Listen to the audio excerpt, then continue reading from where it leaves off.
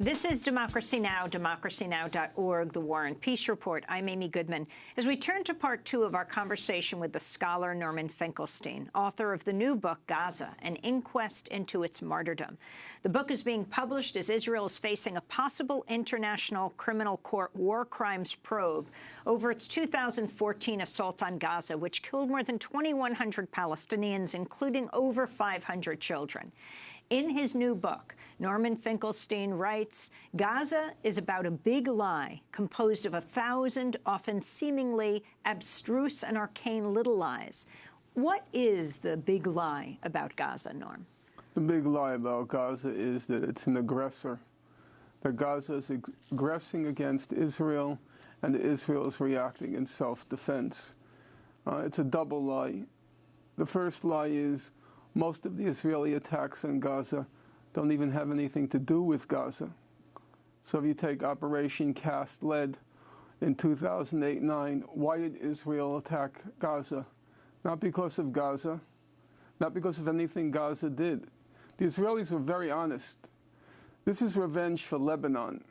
In 2006, Israel suffered a major defeat in Lebanon against the Hezbollah, the party of God. And then Israelis began to panic. They're losing what they call their deterrence capacity. And their deterrence capacity simply means, it's a fancy technical term for the Arabs' fear of us. And they worried because the Arabs no longer fear them after this, not a ragtag guerrilla army, but it's not a big thing either. It's about 6,000 fighters, the Hezbollah at the time was 6,000 fighters. And they effectively inflicted the defeat on the Israeli invaders of Lebanon. And so they were looking for somewhere where they could restore what they called their deterrence capacity. They didn't want to tangle again with the party of God, with the Hezbollah, so they targeted Gaza. It had nothing to do with Gaza. The notion that they're defending themselves against Gaza. The second big lie is, what does Gaza consist of? When you read the official reports, even when you read the human rights reports, they talk about this big arsenal of weapons that Hamas has accumulated. Number one, how do you know how many weapons they have? If you knew how many weapons they have, then you must know where they are. And if you know where they are, then Israel would preemptively strike. If it's not preemptively struck, it's because it doesn't know anything about the weapons. Israel plucks numbers out of thin air, and then all the official media and even the critical human rights organizations repeat these numbers. They talk about Grad missiles and Fajr missiles. What is Gaza? What are its weapons? What is its arsenal? Let's take the last attack. We know exactly how much damage was done by these weapons. There were 5,000 so-called rockets and 2,000 mortar shells fired at Israel. So altogether, that's 7,000 projectiles. You know the damage done? Israel's Ministry of Foreign Affairs had a diary listing all the damage done each day. 5,000 rockets, 2,000 mortar shells, one house was destroyed. One house. How is it possible that 5,000 rockets and 2,000 mortar shells can only destroy one house? Because they're not rockets. They're fireworks. They're enhanced fireworks. What do you mean by that? Well, they're not rockets. The problem is that Hamas and Israel have a mutual stake in pretending they're rockets. Hamas pretends they're rockets so it can show its people armed resistance works. See how afraid they are of us? And Israel pretends they're rockets so it can say we're acting in self-defense. But they're not rockets. They're just enhanced fireworks. Even if you factor in Iron Dome, okay? I don't have the time to go into the details, but your listeners, or some of them know, because you had... Explain what Iron Dome is. Iron Dome was their so-called anti-missile defense system. And they claimed that one of the reasons so little damage was done was because of their technological wizardry, namely Iron Dome anti-missile defense system. Number one, Iron Dome was only located near the major urban centers of Israel. Number two, only 840 rockets were fired towards those major urban centers. Number three, Iron Dome, according to the official Israeli numbers, it deflected about 740 of those rockets. According to Theodore Postel, who you had on your program, the expert on anti-missile technology from MIT, he said its efficacy rate was about 5%, which means it deflected about 40 rockets. But let's even take the Israeli numbers. Let's say it deflected 720 rockets. Let's take that number. That still leaves thousands and thousands and thousands of rockets, which weren't deflected. 40% of them landed in the border area where there was no Iron Dome. So how can it be that only one house was destroyed? Because they're not rockets. So why does Hamas do it? Why does Hamas do it? I think part of it is because their, so to speak, claim to fame is they're an armed resistance. They want to distinguish themselves from the Palestinian Authority. So they claim we're still resisting. Number two, I think they really believe their own propaganda, because they see Israel saying, these rockets, they're causing us, so much damage and destruction and so forth. I think part of it, you have to remember, no offense to them, but they live in a hermetically sealed society. Most of the Hamas leaders, they're just recently out of spending 10 years in jail, 15 years in jail. They're very inexperienced because Israel eliminated the first line, the second line, the third line of the Hamas leadership. So don't attribute, great strategic thinking to them. They're living in this tiny, isolated, hermetically sealed enclave. And I think they actually have internalized a lot of the Israeli propaganda. Explain what happened in first Operation Cast Lead, 2008-9, and then Operation Protective Edge in 2014.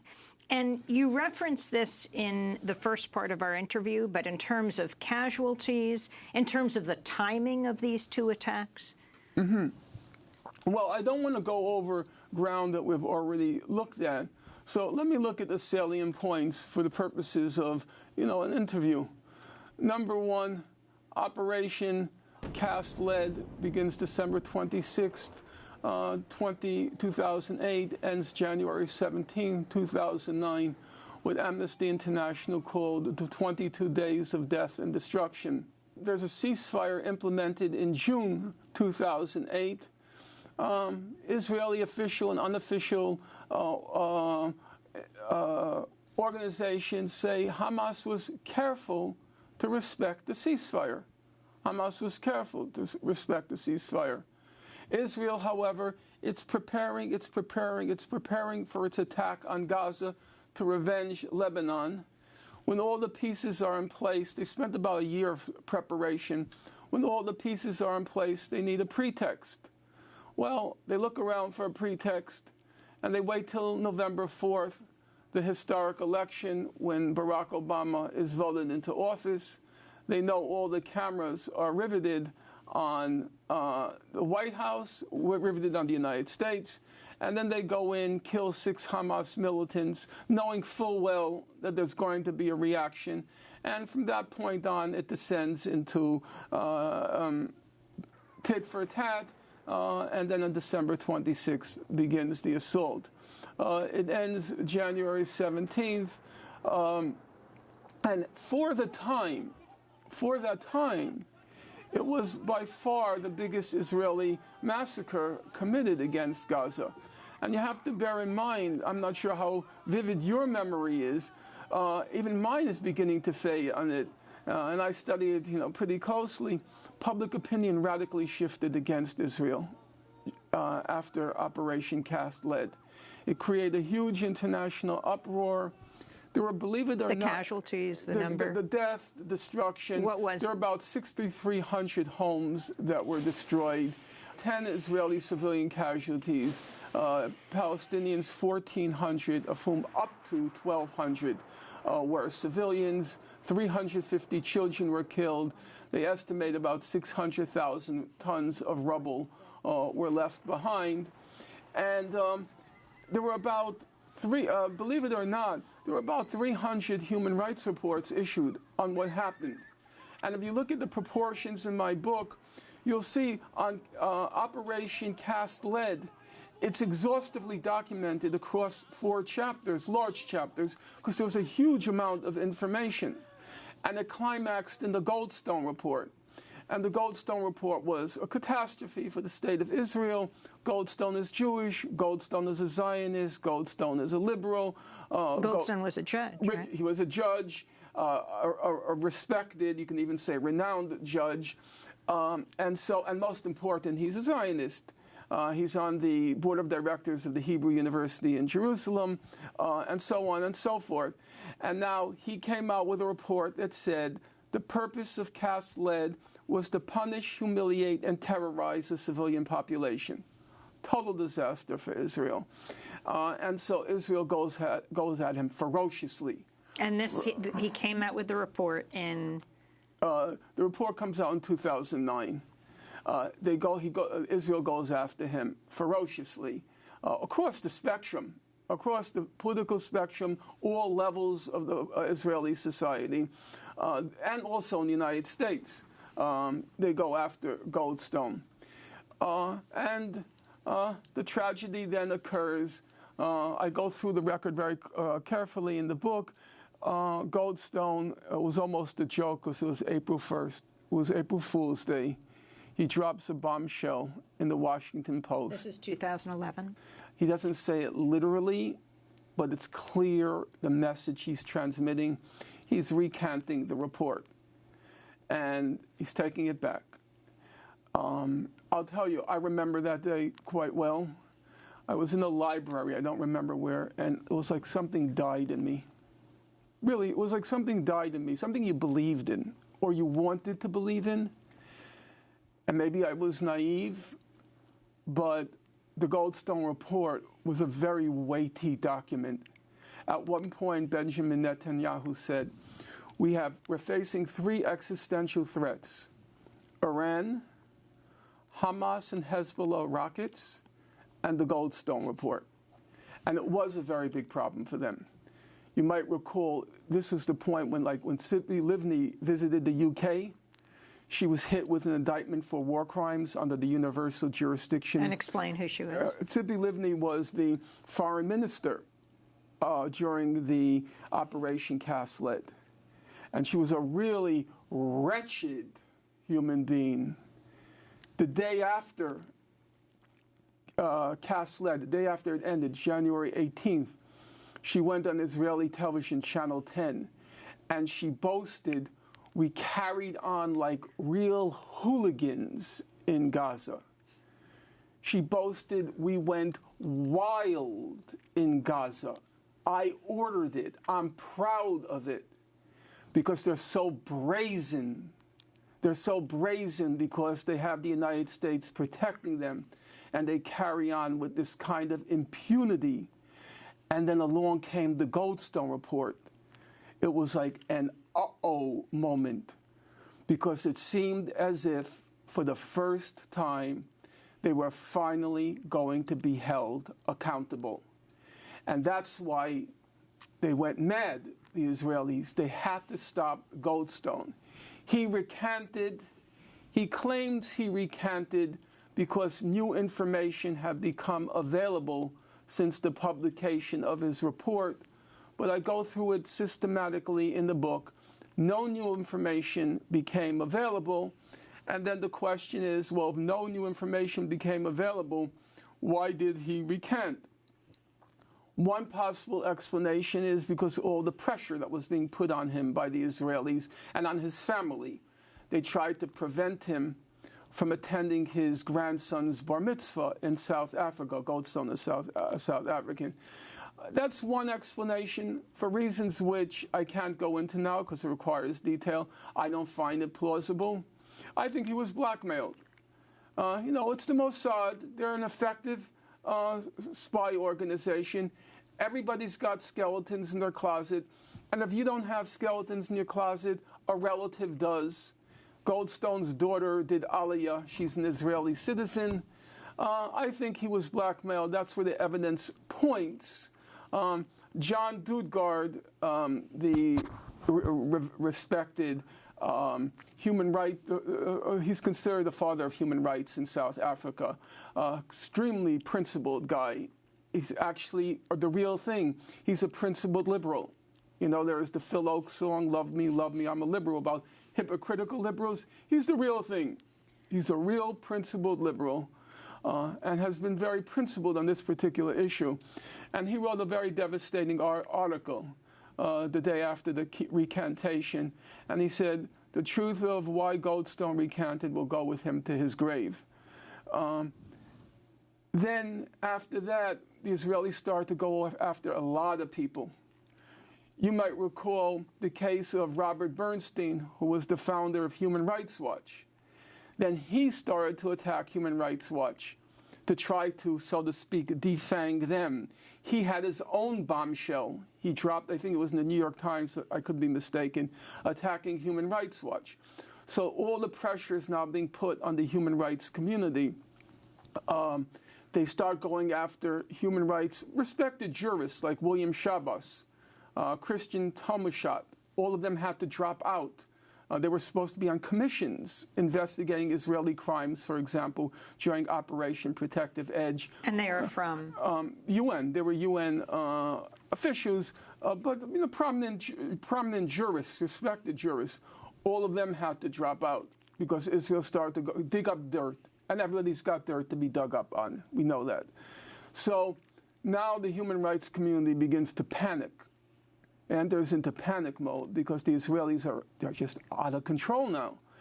And you saw the result after Operation Protective Edge. I'm not happy to have to say it. It's the shortest chapter in the book. You know why? There were no human rights reports. Human Rights Watch published for Operation Cast Lead in 2008-9, it published 7 quite substantial reports.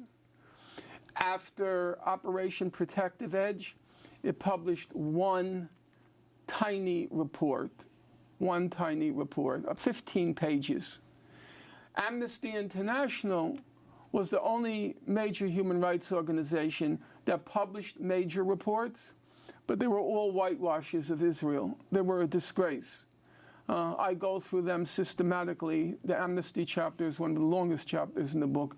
Just going through it, as I said, Gaza is a big lie composed of tiny lies, and there's no option except to go through it point by point and to show.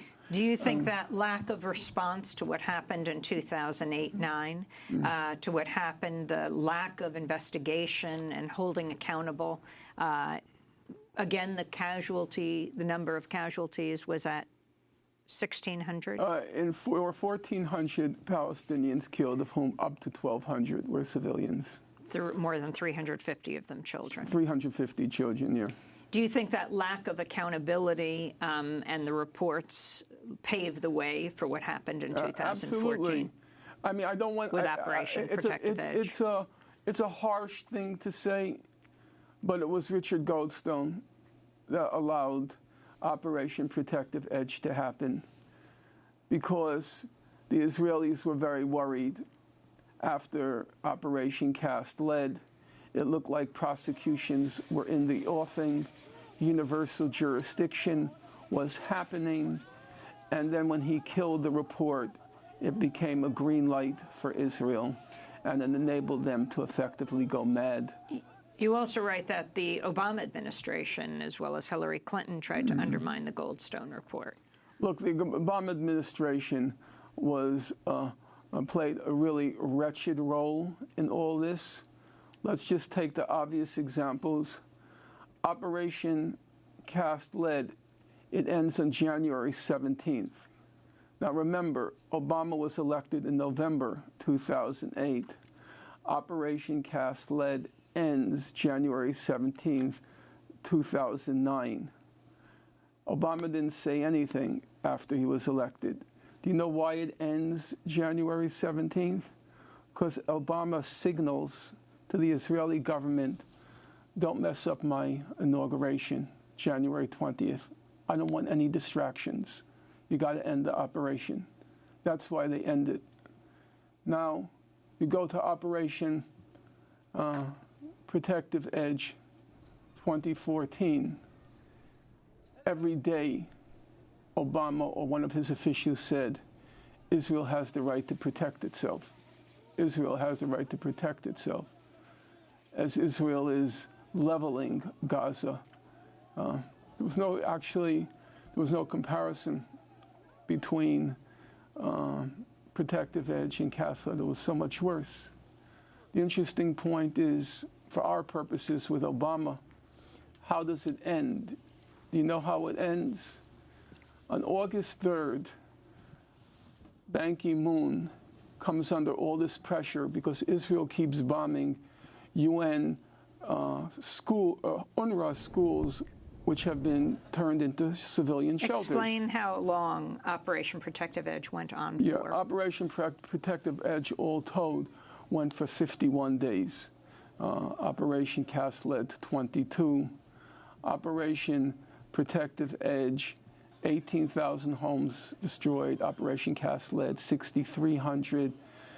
All the figures, they're on a much higher. And the number of people killed in Protective Edge? Protective Edge, it's 2,500 killed, of whom 1,600 were civilians. 2,200 killed, of whom 1,600 were civilians. More than 500 children. 550 children were killed. And August 3rd, what happens? Ban Ki-moon, that comatose corpse, he finally comes out. There's so much pressure. You don't have to attack and do ad hominem attacks on people. No. These people are wretched. So Ban Ki-moon, when he was UN Secretary General. When he was UN Secretary General, he does all the bidding for the United States when it comes to Israel, Palestine. I can't go through this whole sordid record, but Israel attacked 7 UN shelters, which were housing civilians during Operation Protective Edge. And then on August 3rd, finally, Ban Ki-moon has to say something. And he says, this is a disgrace, this is outrageous, attacking civilian shelters. August 3rd, Obama, he no longer has a fig leaf. Ban Ki-moon backed out. He spoke against the military invasion. And now Obama's alone on the world stage. So August 3rd, the same day, Obama attacks Israel for the shelters, bombing the shelters. And now Netanyahu, the day before, August 2nd, he says, I'm not leaving Gaza. After Obama says, you can't do this, he leaves. Same day, August 3rd. Now, it is true, it did go on for another 3 weeks. It went on for another 3 weeks because you entered into the negotiation period, where Israel always brings in its most force to try to extract the best terms. But then there was also, you will probably remember, the beheading of the American reporter. And when the American reporter was beheaded, all the cameras again switched. You're talking about the beheading of James Foley by ISIS in Syria. Yeah. And then the camera switched again, just like with the Malaysian airline incident. And so Israel brought on full force, and then it ended August 26th. Technically, the war was over. But Obama had the power, if he wanted to. Instead, he was coming out and talking about how no country in the world would tolerate rockets being fired at it. No country in the world would tolerate these terror tunnels, and just giving Israel all the pretexts it wanted. Well, explain the examples that were used. The terror tunnels, the rockets. Explain the terror tunnels and what they were. let's be clear about the facts. They were not terror tunnels. There were about, according to Israel, there were about 12 to 14 tunnels that were built beneath the border separating Gaza from Israel. Now, here are the facts, and the facts are not trivial. Number one, the UN Human Rights Council report found, and respected Israeli journalists, Israeli military people, they all said the same thing. The tunnels did not target civilians. Every time Hamas militants emerged from the tunnels, they had firefights with Israeli soldiers. They never went to the kibbutzim. They never targeted civilians. They weren't terror tunnels. My guess is, it's speculation, that they were trying to capture an Israeli soldier to do what they did with Gilad Shalit, to have a prisoner exchange. But there was never a question of them targeting civilians. It was interesting what happened. It was the Israeli propaganda backfired on itself. When it started to say they were targeting civilians, the so-called terror tunnels, the civilians fled. They got scared that there were going to be these Hamas terrorists emerging from these tunnels and killing them. And then they refused to return home. And when they refused to return home, Israel decided, well, we got to tell them the truth, that they're not targeting you, in order to get them to come back. Same thing happened with the Hamas rockets. They kept talking about how these Hamas rockets are terrorizing Israel, how these Hamas rockets are an existential threat. Well, what happened? It was the tourist season. It was July, August 2014. And then Israel's tourist industry took a nosedive. So they realized we better stop talking about these terror tunnels. They're killing our business. And we better stop talking about the Hamas rockets. They're killing our business. So you remember what happened? They had Mayor Bloomberg go over to Israel and say, everything is fine here. There's no danger. We should open up Ben Gurion Airport, because you remember Ben Gurion Airport was closed briefly because a quote-unquote Hamas rocket landed nearby. He said he flew in to show it's completely safe.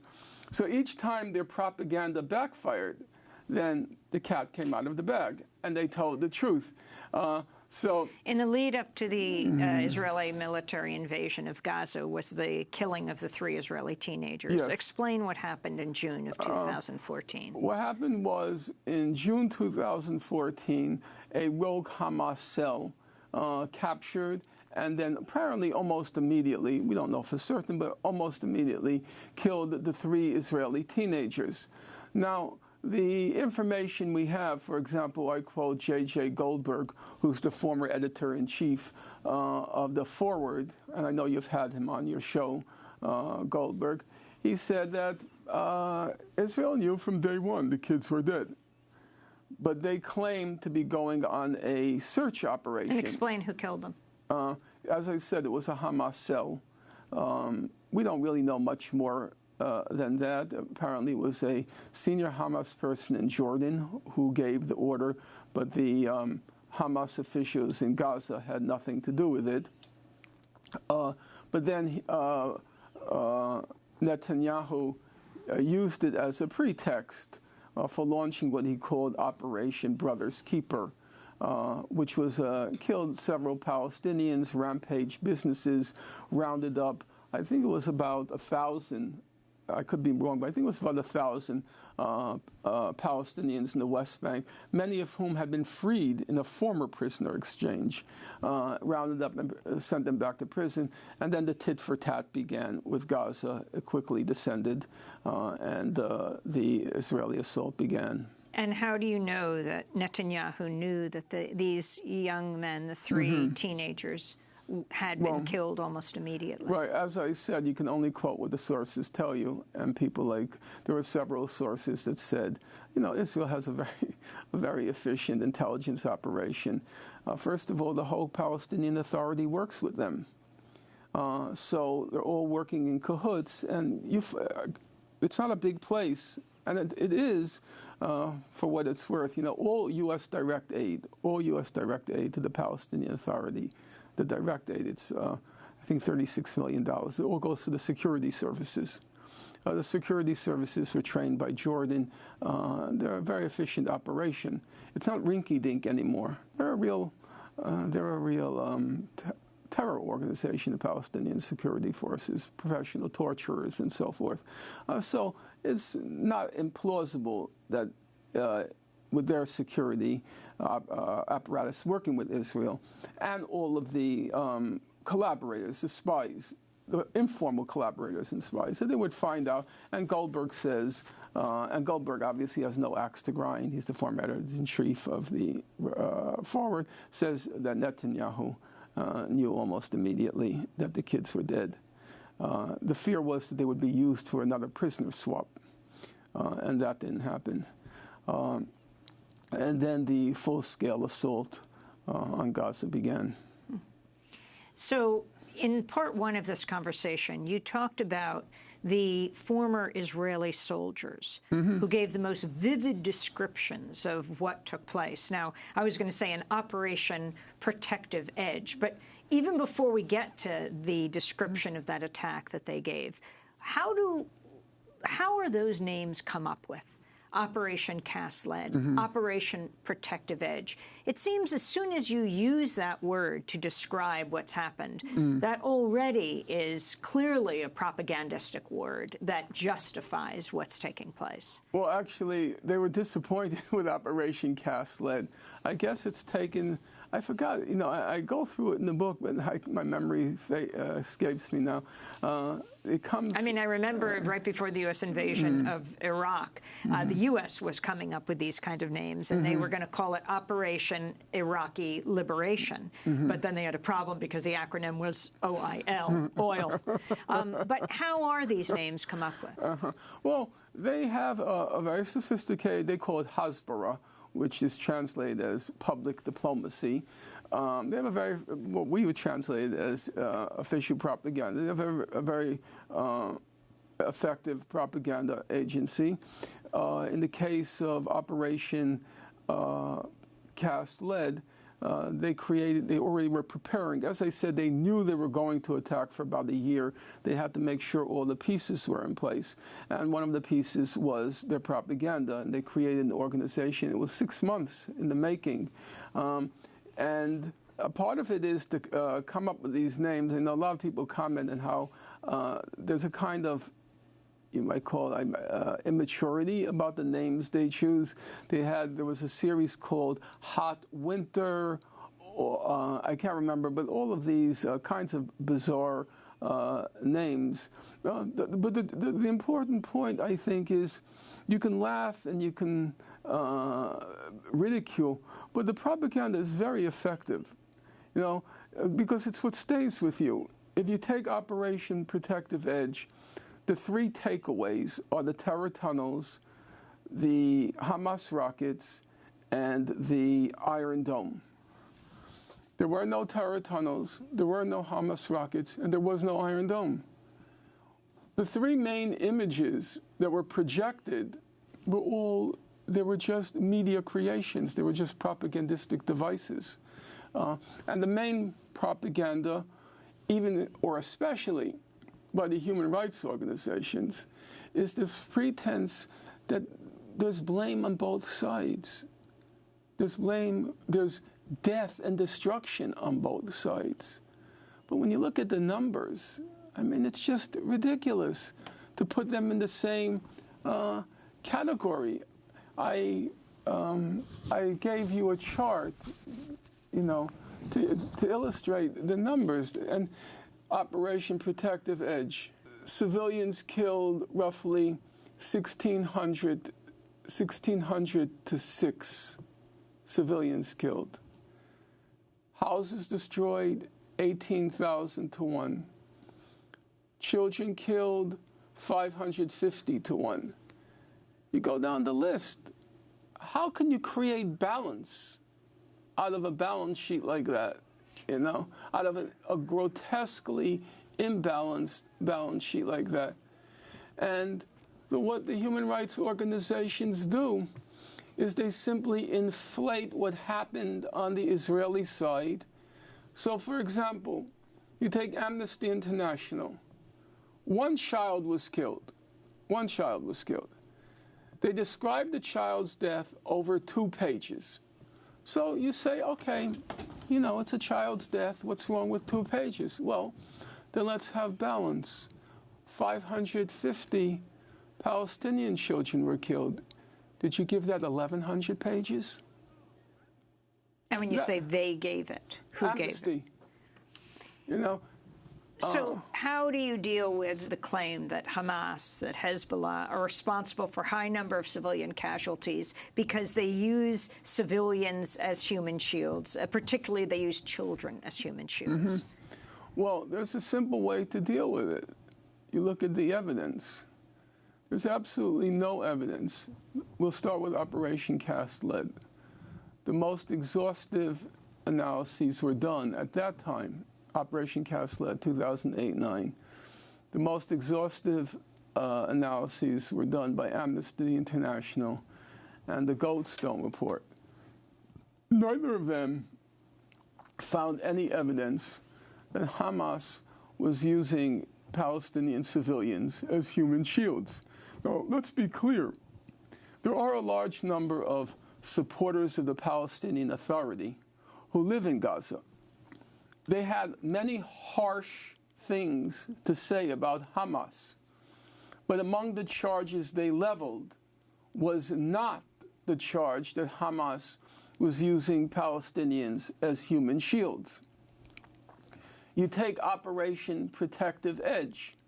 Again, there is no evidence. I've read through all the human rights reports. None of them finds any evidence of human shielding.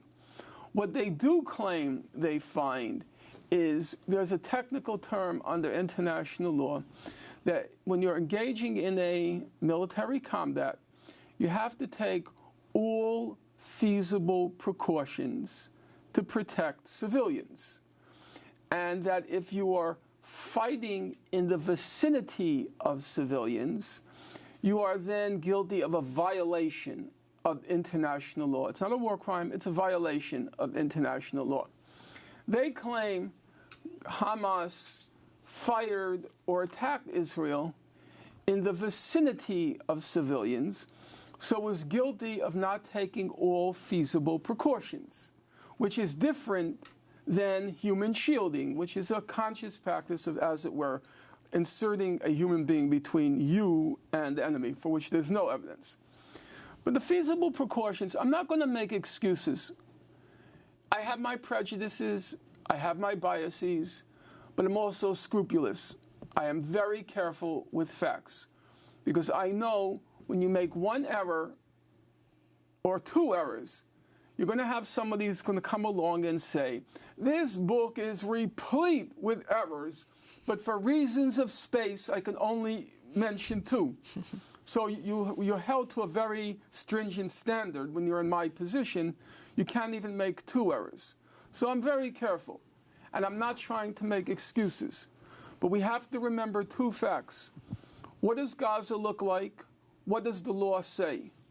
Gaza, you are slightly, just a little bit off in what you said in the first part. It's not the most densely populated place in the world, but it's among the most densely populated. It's more densely populated than Tokyo. And so it's very difficult to wage an armed struggle and not be around people. Number 2, the law says all feasible precautions. If you're living in a densely populated area, then there's not much feasibility. And so you have to show not only that Hamas fighters were in the vicinity of civilians, you also have to show they had no other option. And none of the human rights organizations were able to do so. But then Amnesty says something outrageous, in my opinion, outrageous. You know what it says? It says that Hamas should go to open areas and fight in the open areas of Gaza. Now, on its face, that might sound reasonable, except for, number 1, there are very few open areas in Gaza. Number 2, the law does not say you have to do that. The law does not say you have to relocate all your troops in an open area. But then, number 3, Gaza is not occupied internally by Israel. Gaza is surrounded by Israel, and it's an occupation that is executed externally. So here's the problem. Explain that. Well, Israel will always say Israel doesn't occupy Gaza. They pulled out in 2005. It controls the airspace. It controls the exits, controls the entries, controls the water space. There's a sea blockade of Gaza. It controls everything. You know, it's the equivalent of a jailer throwing the keys to the prisoners in the cell. They get out of the cell, great, we're free. Except the jailer then walks out of the prison, shuts tight the prison gates, surrounds the prison. Well, is that free? Well, that's Gaza. As the conservative British Prime Minister David Cameron said, Gaza is an open-air prison. So, to return to the point, it's externally controlled by Israel, right? And it's an unusual occupation because it's an externally controlled occupation. A remote control occupation, all right? Now, international law, according to these human rights organizations, they all say all of Hamas's weapons are illegal under international law because they're indiscriminate. The law is you can't use indiscriminate weapons. Hamas's weapons are very primitive, to say the least.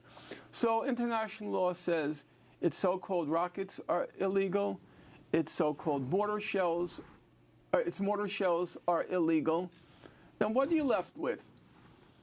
Amnesty says to Hamas, you have to go into an open space, but you can't use any of your weapons.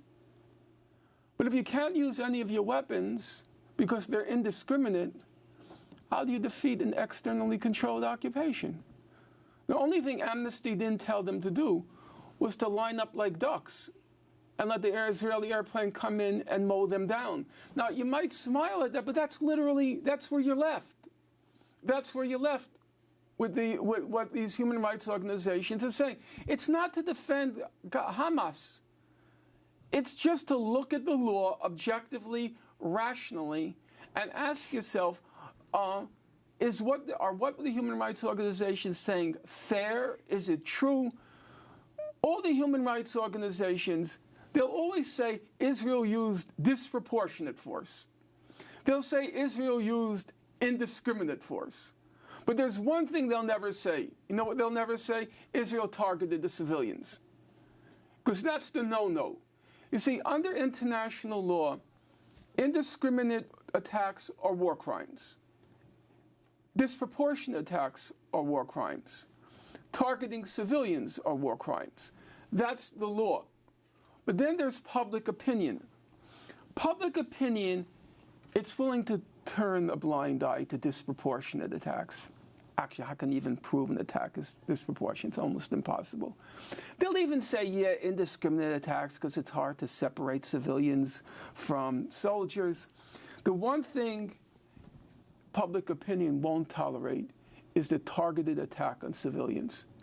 That's exactly what Israel does in every one of its massacres, and that's exactly the thing that the human rights organizations now, not during Operation Cast Lead, now, after the Goldstone debacle, that's the one thing they all shy away from.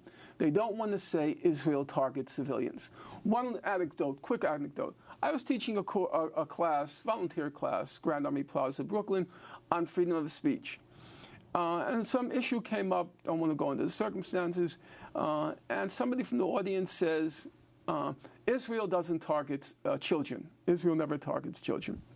And the person who I'm interviewing for this program, a very respected professor at Columbia University, considered a left liberal, has very good credentials. I'm sure he's been on your show at one time or another. He says, yes, Israel would never target civilians.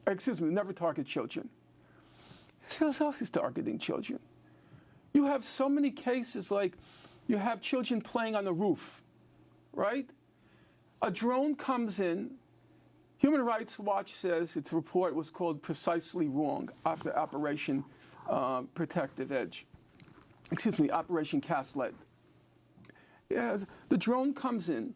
Human Rights Report says the drone can see very clearly what it's targeting. The drone, it could, up to the very last minute, it could divert. Goes right for the kids. The kids on the beach in Gaza is another story from 2014. That's a most important story, and I'm glad you brought it up. You had 4 kids. They were playing hide and seek around a fisherman's hut, a dilapidated fisherman's hut. There were hundreds of reporters on the beach. Well, it was right in front of a reporter's hotel. Yeah. Everybody sees what happens. 4 kids, diminutive, hut, dilapidated hut. Israel kills the 4 kids, right? With a strike. Yeah, it was, I think, from a naval a boat. So what does the UN Human Rights Council report say, the one by Mary McGowan Davis? Israel didn't take all feasible precautions. All feasible precautions. There was no battle going on. There was no combat. There were only children there. We don't know why Israel mistook these children for militants. What do you mean you don't know why? Why do you assume they did? Why do you assume they did? It was the same thing with the fellow in the paraplegic who they shot in the head. You probably remember, you might remember, 2002. Tamimi, 17 years old. Yeah. Operation Defensive Shield. Outside Jenin, there's a fellow sitting in a wheelchair. He has a flag, holding it, a white flag. An Israeli tank comes and just runs right over him, the guy in the wheelchair, right? You might recall when I had a debate with Alan Dershowitz, I said, well, Human Rights Watch documented it, Amnesty International documented it. It didn't happen.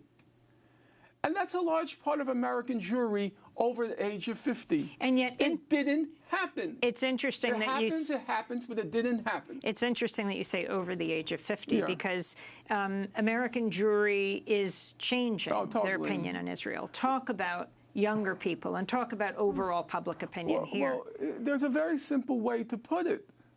Who is President Trump's main ally in the world? It's Netanyahu.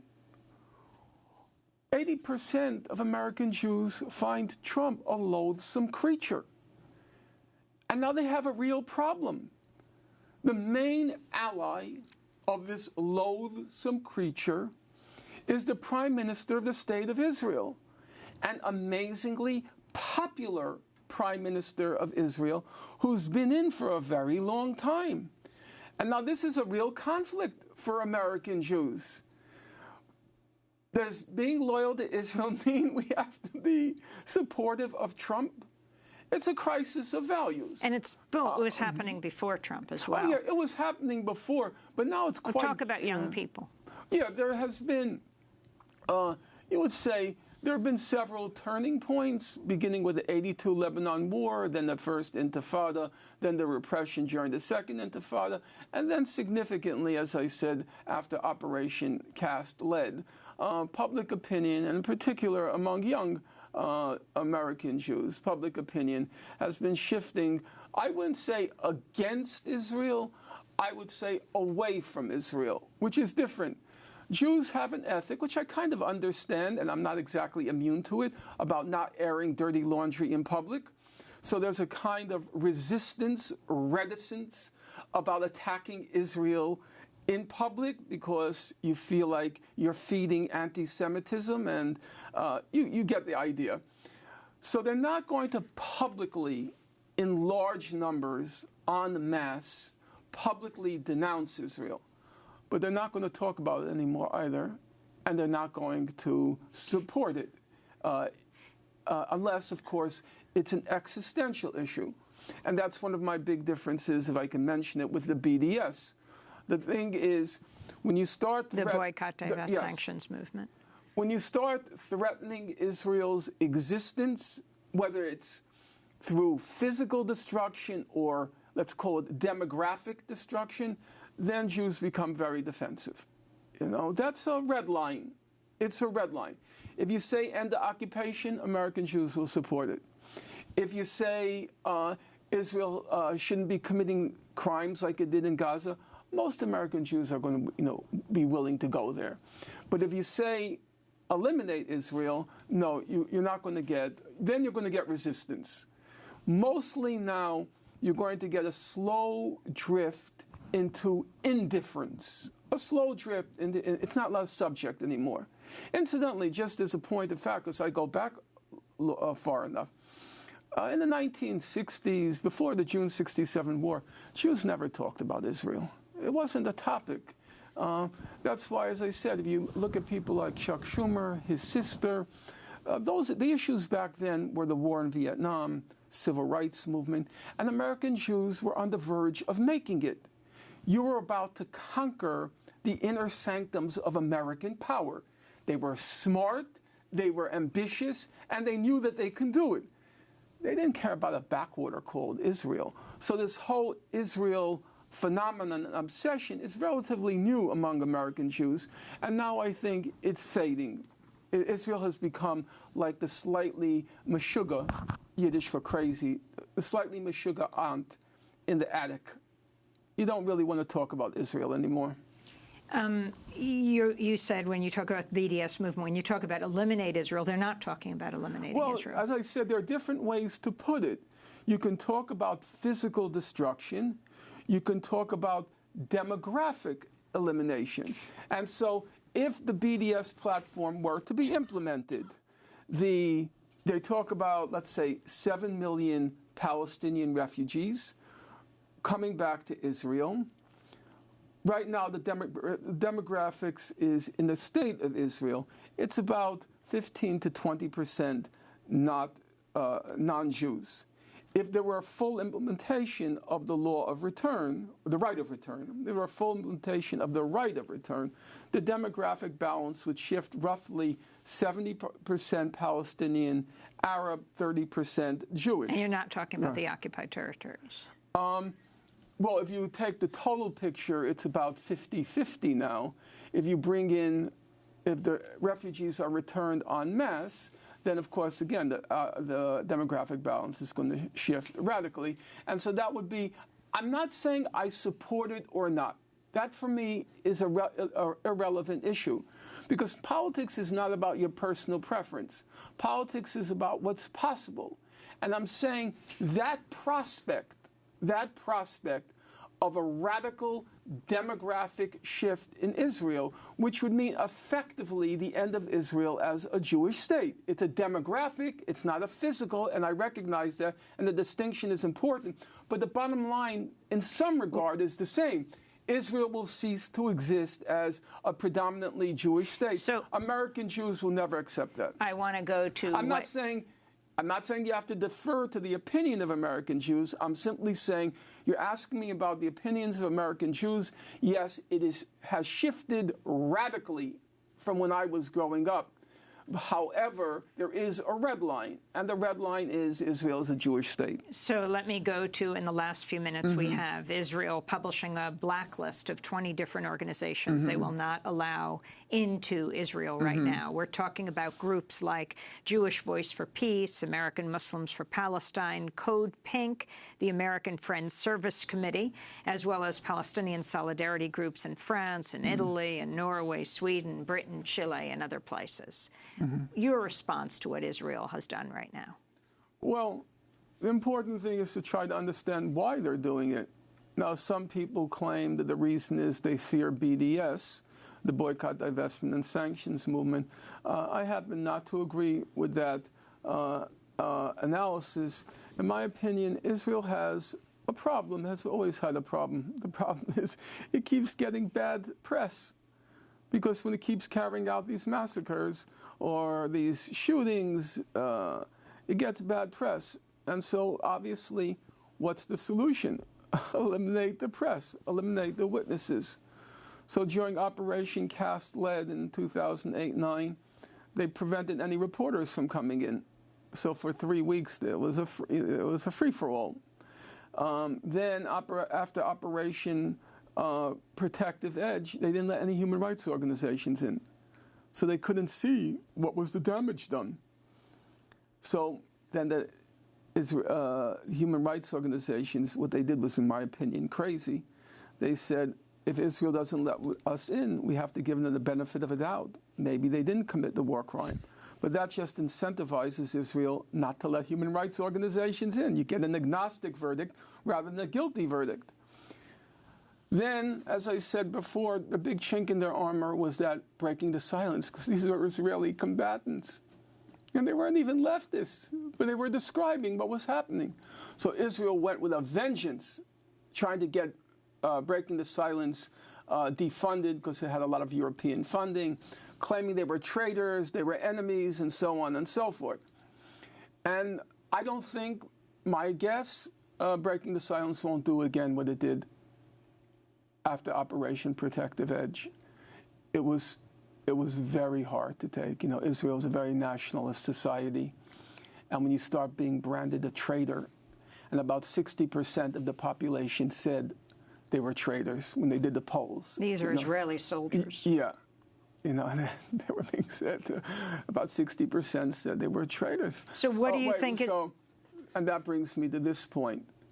They're using this moment with Trump in power. They're using this moment to try to eliminate as many witnesses as they can, keep everybody out. They want to do to the West Bank what they did to Gaza. It's very hard for an outsider to get into Gaza. And now the Israelis are carrying on in a very brazen way the land grabs, the merciless killings of civilians, the brutal killings of civilians. And so they want to clear the field of any witnesses.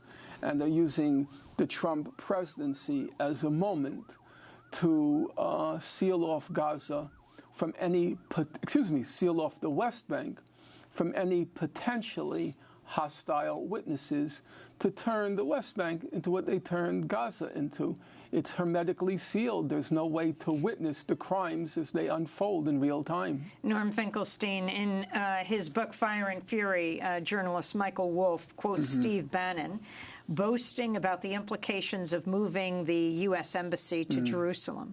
Bannon reportedly said, "We know where we're heading on this. Let Jordan take the West Bank. Let Egypt take Gaza." Well, you know, I have no way to assess Bannon's intelligence. Maybe he's a smart guy. I don't really know. Do you think it was voicing what the Trump administration feels? They might feel it. I don't really feel, however, it has much connection with reality. That was the solution up until the 1970s. Remember, up until the 1970s, Gaza and the West Bank were occupied territories, and they were supposed to be returned to the people who previously occupied them, namely Egypt and Jordan. But then that was superseded by the Palestinian national movement, the demand for an independent state, the demand for self-determination and sovereignty in the West Bank and Gaza, and the whole international community embraced it. I won't say it was a strong embrace, but technically they embraced it. And you saw it again with the vote on Jerusalem, where the international community, about 128 states, they defied Trump, and they stood, pretty firmly. There were some retreats, but not so important to discuss, stood fairly strongly in favor of the solution they've been advocating, which is Israel's withdrawal from the territories occupied. I don't think Trump's announcement, personally, I don't think it's going to have much repercussion because historically the major acts which have had enduring repercussions, the Balfour Declaration in 1917, the Partition Resolution in 1947, they were the product of a lot of deliberation, a lot of back and forth. And by the time they were promulgated, the Balfour Declaration, the Partition Resolution, they had a huge institutional force behind them. In the case of Trump, it was like a crap deal in Las Vegas. Adelson, I'll do it, what the hell, And those kinds of actions don't, in my opinion, are not likely to have an enduring effect. And in fact, the result was it kind of, the international community dug in their feet that we're not going to acquiesce to Trump's unilateral move. Norman Finkelstein, you conclude your book by quoting Helen Hunt Jackson, a late 19th century American critic of our policy, of the U.S. policy towards Cherokee Indians, saying, "There will come a time when to the student of American history it will seem well-nigh incredible what was done to the Cherokee." You then write, "Is it not certain that one day the black record of Gaza's martyrdom will in retrospect also seem well-nigh incredible?" Yeah. When I was finishing up the book, it's a funny thing about writing. I remember once you used the expression, we were talking privately about something, you used the expression of reaching critical mass. When something suddenly changes. I forget what the context was in what you were saying. And that's like me when I'm writing. I walk around thinking about, getting very agitated, and then suddenly I just go down and I start writing, It's there. And I wrote the conclusion very quickly. For me, unusually, it was, I think, only 1 or 2 drafts. Usually a perfectionist and go through it. And at the end, I thought about, what's happening here? It's like, how could that be? How could it be that you have this medieval siege for 10 years? There was a period where Israel prohibited chocolate, chips, chickens, chocolate, chips, chicks from entering Gaza on the grounds of security. How could that happen? And these people are just languishing there in the face of the whole international community. And I thought to myself, remind me of it was a very nice book. It was called A Century of Dishonor by Helen Hunt Jackson. She writes it at the end of the 19th century. And she describes how the United States just broke all the treaties. Signs a treaty, breaks it with the Native American population. And it's an interesting story because Teddy Roosevelt, who was a great defender of the conquest of the American West, he devotes all of the pages, it's a 3-volume or 4-volume, 5-volume maybe, history of the conquest to attacking her. How could you say this? How could you say this?